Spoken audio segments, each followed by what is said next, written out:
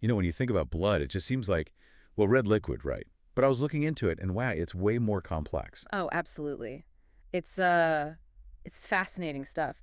Definitely not just simple red fluid. So let's do a deep dive on that today. Really get into what blood's made of, why it's so crucial.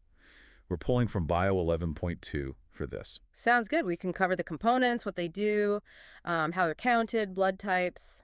Yeah, and even that sort of sci-fi idea of artificial blood, we'll try to keep it understandable, maybe use some analogies. Keep it light. Yeah. Okay, so first off, blood isn't just a liquid. Technically, it's connective tissue. Connective tissue.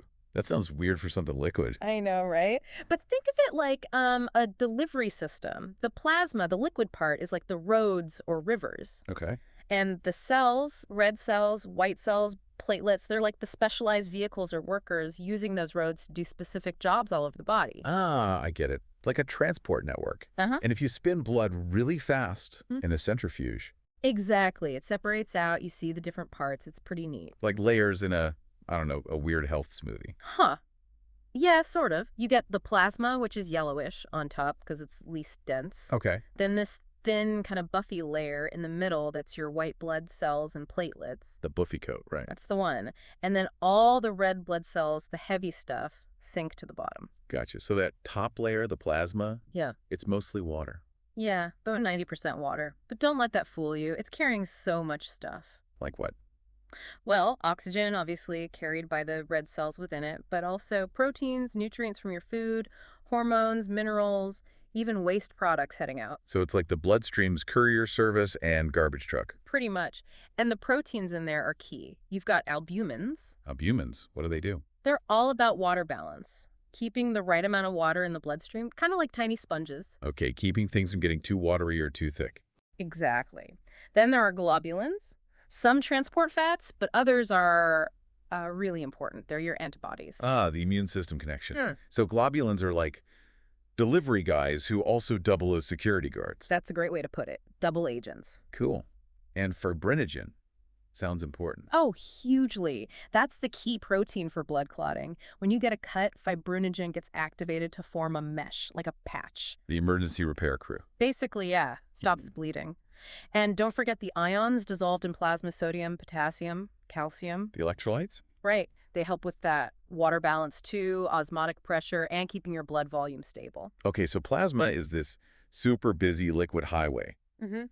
But the main traffic, that's the red blood cells, right? Erythrocytes? Yep, erythrocytes. They're definitely the most common cell type. Like 99% of the cells in your blood are red blood cells. Wow, 99%.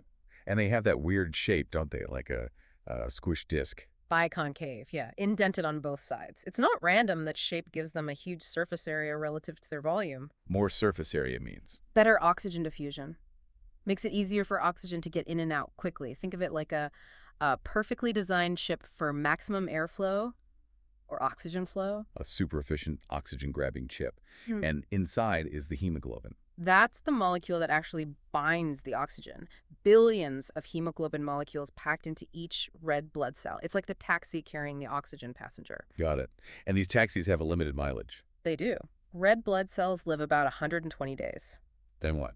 They get produced in the bone marrow, that's the factory, and when they're old, they get taken out and recycled, mostly by the liver and spleen. Constant turnover.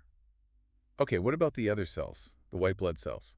Leukocytes. Ah, the defenders. Leukocytes are all about immunity and protection. Yeah. Fewer of them than red cells, but incredibly important. The body's security force. Totally. And there are different kinds, like specialized units. You've got neutrophils, lymphocytes, monocytes, eosinophils, basophils. Whoa, lots of types. Do we need to know all those? For this dive, maybe just know there's a variety. Some are like the first responders engulfing invaders' phagocytosis, like Pac-Man. Okay, Pac-Man cells. I can remember that. Others, like lymphocytes, produce specific antibodies or coordinate the whole immune response. It's a complex team effort. Keeping us safe from germs. Got it. And the last piece, platelets. Right, platelets. They're not even whole cells, actually. They're little fragments. Fragments. But they do something important. Crucial. They're the first step in blood clotting.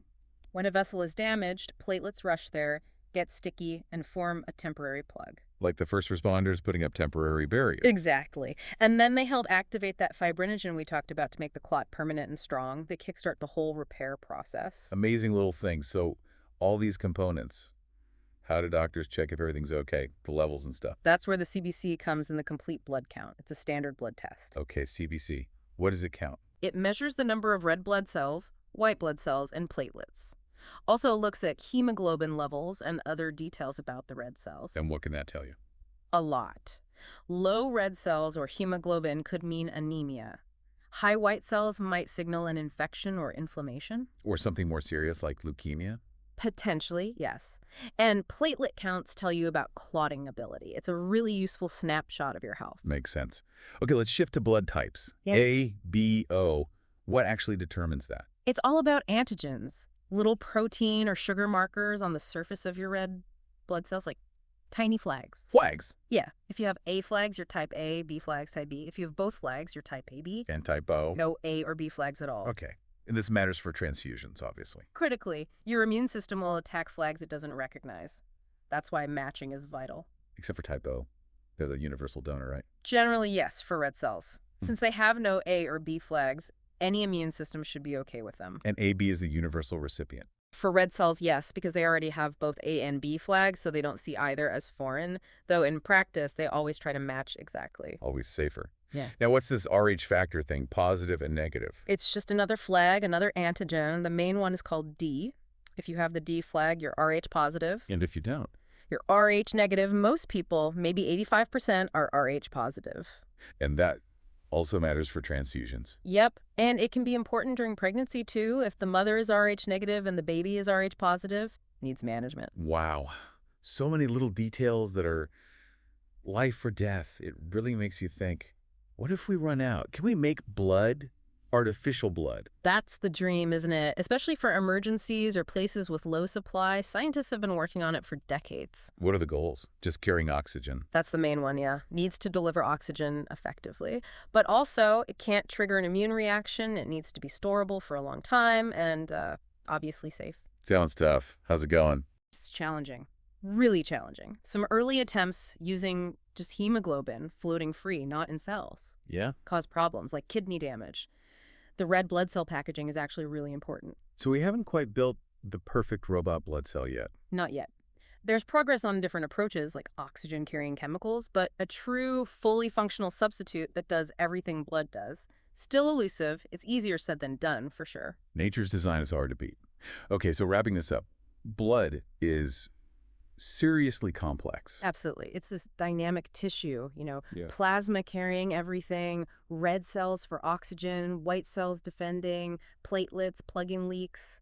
It's incredible. All determined by these tiny antigens dictating who can share with whom. Right, and the quest for a substitute just highlights how intricate the real thing is. So the next time you think about blood, maybe getting a cut or giving blood, remember it's this whole microscopic world, this flowing ecosystem inside you. Constantly working, mostly unseen. Makes you wonder, what other amazing complex systems are humming away inside us right now that we just take for granted? Something to think about. Definitely. Thanks for diving deep into the bloodstream with us.